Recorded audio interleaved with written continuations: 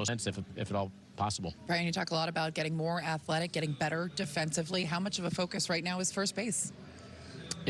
First is definitely a focus. First, second, or third. And then obviously there's at least one lane in the outfield, whether it's getting a right-handed bat to partner with Grisham, giving the lane to run with Jason Dominguez, and Judge going to right. So there's, on the position player side, all of those, are in play for discussion, as well as the fallback of we have certain people knocking on the door that can hold the fort for us at the very least, or are we willing to go with some growing pains as they grow, just like we did with Austin Wells, who then on the back end is now delivered as one of the better catchers in the American League. So, so we have to make those strategic decisions as this stuff plays out. In the aftermath of Soto going to the Mets, we've heard you and Aaron Boone and others in the organization say there are many different ways to win. There are many different ways to build a ball club.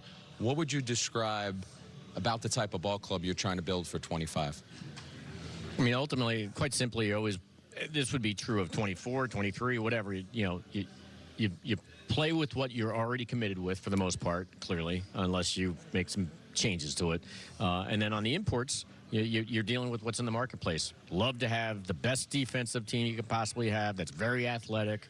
Love to get a pitching staff of starting and bullpen of ground ball, strikeout guys, if at all possible. But that doesn't play out that way. So ultimately, run prevention, run creation, and an offense that's athletic, runs the base pass, contact, slug, put the ball in the seats, all the above. So that's nirvana. But, so whatever underneath that plays out, we'll see.